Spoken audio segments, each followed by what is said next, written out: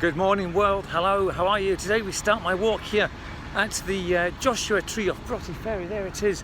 It's a bit of bloom coming through now. There we go, look at that, nice lovely burgundy colour. I still don't know what kind of tree it is, but we're just going to cross the road and have a little stroll, sort of heading into the Bal. Everything over that way is called Bal, Balumbi, Balloony, Balgillo. We've got all sorts of Bals over that way, so we're heading in that direction for a quick stroll today. So let's see what we find today.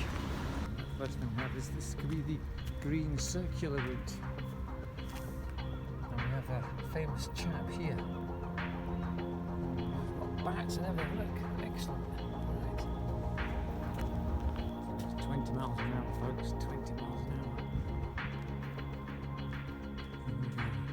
hour. I think I've only walked this road a couple of times, folks, you know that. Mostly back the way, but today we're going along towards the towards where I work actually, so we'll sort of just take a little meander that way and see what happens. As I said, everything's called Bal. It's prefixed by Bal. We've got Balumbi, I think I've already told you this, haven't I? Balumbi, Balloony, Balgillo, Bal this, Bal that. I'm not actually sure what Bal means. Does Bal actually mean maybe hill or glen or something like that? But all these roads now, folks, they've all got these 20 mile an hour limits. These ones here, these are okay. These ones are still 30, 40.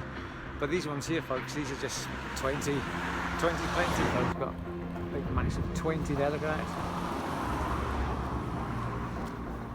Folks, I am a stranger in a strange land. I've never walked in this part of the earth before. See, when you're on Google Earth, everything looks, well, it looks a lot smaller for a start, and it goes, oh yeah, just go from there, Sainsbury's to here to there, and then back down along the Dixty Burn, and oh yeah, it took about 20 minutes.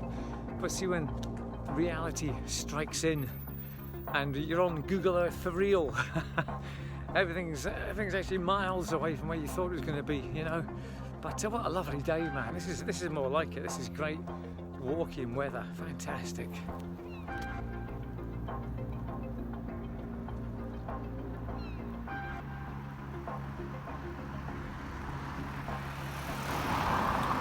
Right folks, here we are then. Now I kind of got lost in that little area there, but I didn't really want to film because it's people's houses and stuff like that, you know, so I thought I'll just sort of head back now along the main road, because I've done the Dixty walk that many times before now.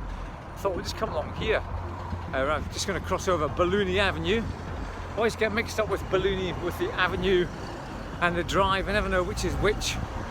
So I think I'm on the avenue. Yes, I am on the avenue. But listen to the birds here. The birds know my name, man. Wherever I go, there was obviously people that I was speaking to there. I was saying hello to them. People from the bingo all asking what's going on. Where, you know, where, what's what, where, you know, where, what's what, where, you know, where, what's what, where, you know, where, what's what procedures have you got in place? I was like, well, guys, I don't really know yet. You know, I can't really tell you because I've no information myself. But as I was going along there, the birds, they seem to know my name wherever I go. They were squawking, Jag, Gordon. They seem to know my name wherever I go. Right, so we're heading back now, folks, along the green circular route. No, I don't know which way to go. Back that way or this way. Oh, we'll just go this way, see what happens.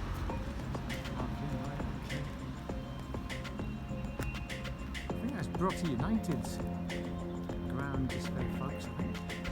Now, I've never been in this bit before. It's the first time I've actually walked on this green part of the earth, man. Here we are on more places that I've never been. I can tick them off on Google Earth now. This is Broughty, is it Broughty United? I think Broughty United play here. And they've got a nice astroturf. Man, what a lovely ground they've got now.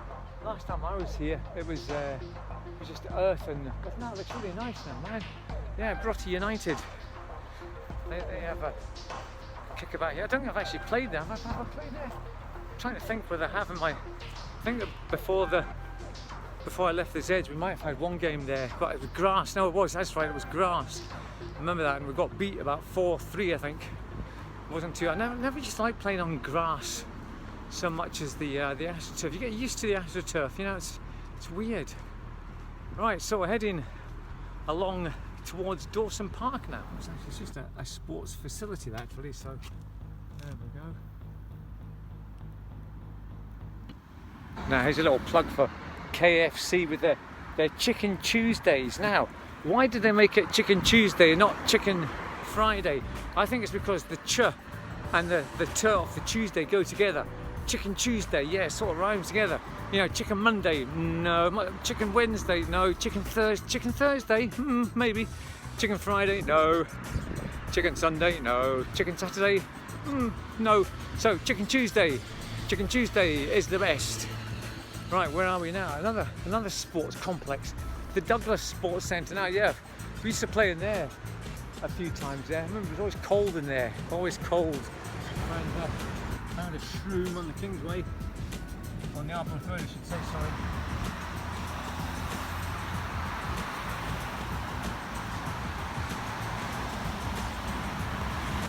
Right, Dawson Park, there it is.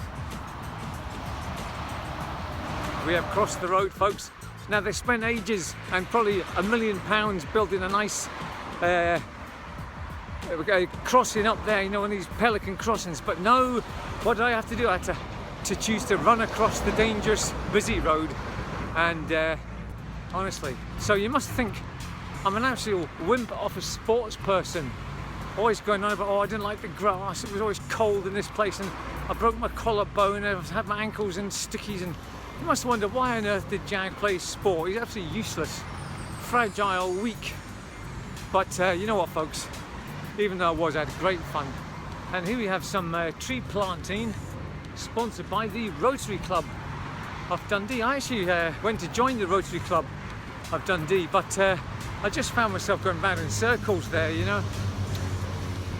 Dawson Park. Here we go. We get a nice. Oh, what? The gate's shut. We get a nice handy. You are here, but you are locked out.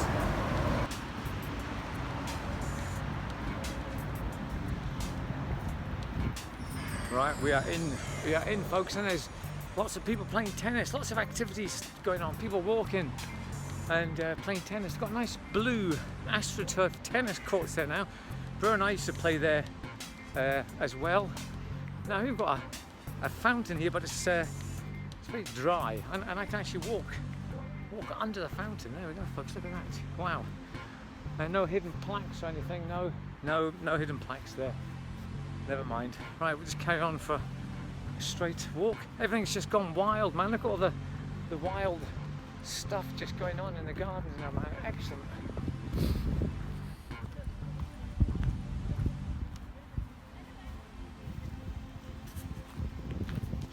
Man, it's still gone a bit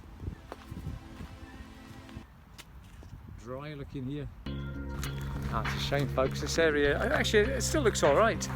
I'm sure they used to have sort of lots of lovely sort of different plants and things growing here, but unfortunately I don't think anybody's been tending it. It looks like it could have actually been an orchard at some point. Actually, there's an apple. Yes, look. I'm not going to pick it though, but look at that lovely ripe apple there. Oh, there's loads of them. Look, yeah, it must be some sort of orchard here. Look, we've got loads of apples. Excellent.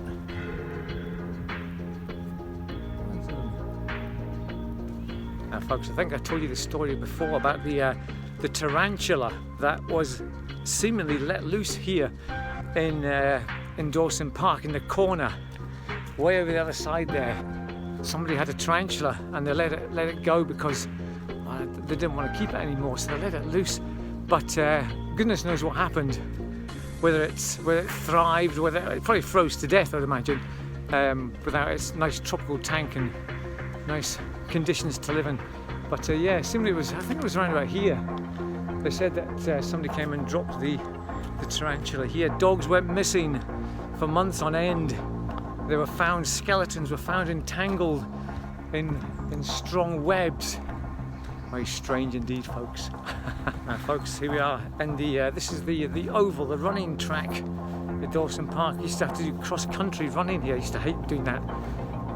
Because just running, wasn't it? And I just used to not enjoy it at all. But it was around about here, folks. They had the cricket bit as well. What do they call a cricket thing? A cricket green, where I had to play for the teachers against the pupils. And for some reason, they picked me. The teachers wanted me to play for them because rumour had it that I was a left-handed spin bowler. So myself and this other chap had to play for the teachers because they were short. and it was here. I remember I bowled my first bowl, wilted ball and overreach. My first bowl, the wicketkeeper stumped the chap and he was out. I got a wicket, excellent. My next bowl, I bowled it, and this was to Ian Noble, who was the cricketing hero of Grover Academy. He was brilliant, and you know, he came out and he said, "I'm going to smash you for 6, Betty." So he came out, so I bowled my tentative left-handed bowl, and he smashed it, and it came straight towards me. I sort of dived and caught it, and oh my God, did it sting, but I held onto it, and I sort of dived and rolled over and held it, and it was like, what a catch that is. Noble, you're out, get it in there. And then, so I was actually on a hat trick, folks. Couldn't believe it. Only my dad had done that in the Betty family before. So my next one I bowled, and it wasn't a very good bowl, but I remember the wicketkeeper stumped the guy, but he was back in his crease by then, so I failed to get my hat trick, which would have been quite an unusual achievement, I suppose, for some family to have two people getting a hat trick. But there we go. That's my sports career update again, folks. Cricket this time, yeah. Didn't really we used to play cricket for the school team, and it was good fun. We just used to go because we used to be able to nick Coca-Cola from the back seat and a packet of crisps as well. We used to get them, just take them from the. That's a shame. Mr. Hamilton, the French teacher, he was the cricket master as well. He was very stern, but he was great. He used to drive us all over the place as well. So. If he's still alive, Mr. Hamilton, Hammy, hello to you, sir. Bonjour, bon matin, monsieur. I suppose I'm actually quite lucky to live in Broughty Ferry. We've got 2 castles in Broughty Ferry. There's of course the castle down in front. We've also got Claypot's Castle, which is just over that way, which is the lesser known castle. But they do open days every now and again, and I've been in it, and it's actually it's a really sort of weird setup. I suppose back in the days, you know, they just had these weird sort of little alcoves, and people must have been a lot smaller back in those days. You have to sort of hunch to get into places, and you know, sort of squeeze around places and upstairs and to the top. And yeah, but 2 castles, Claypots to defend that end of the town, and Broughty Ferry Castle to defend the port. Yeah, so Dundee must have been quite a sort of historically war strategic place, I'd imagine. Right, still a fantastic morning, man. Look at this. Here's another place I've never been. Now, what is this public notice saying? I'm too scared in case it says, warning, this is a quagmire. Do not come across here.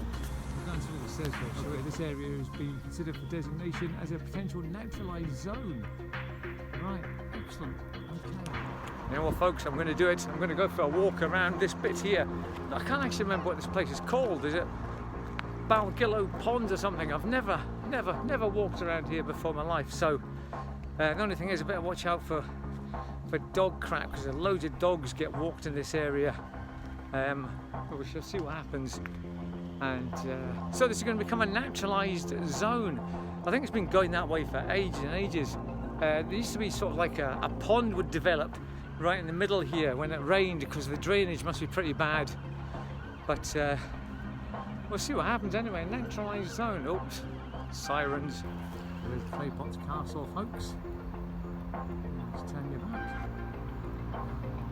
Right, this is going to be an embarrassing bit here, because I was going to tell you about this this milestone that's here, but there's loads of cars parked watching. But hey ho! So this is the old milestone here. Look, to Carnoustie, 8 miles back the way to Arbroath, 13.5 miles. But as you can see, the tarmac has buried it, so we can't quite see what was down here. What was down there, man? Was that Carnoustie, was it? What would have been that way? To I think it says to Duntroon, is it? Oh, I can't read that, hang on. Right, we've got to Carnoustie, Arbroath, and then, does that just say Dundee? Well, the arrow points the other way, I'd imagine. That's probably what it is. Yeah, so the old milestone there, man, amazing. But as I said, the tarmac's grown up over the bit that says Dundee, unfortunately, so never mind. Right, we're just going to sort of head back now. That's where I just walked along that bit there. It's another bit I can mark off Google Earth. Yes, another part of Google Earth I've actually walked on for real. So, excellent. There's 3 cheers for the NHS. There's all the Beano characters. Excellent. Dennis the Menace, the Bash Street Kids, and you name them all. Excellent. Right, here we have the new font, and this must have been the older sort of military style font. Look at that. Claypots Road, 50 to 64 Claypots Road. So they changed the font. They did. Folks, we are now on the final stretch of this this walk. Again, just another sort of hour and a half walk, quick stroll. This is Seafield Road. We used to live here on Seafield Road, way down the very bottom.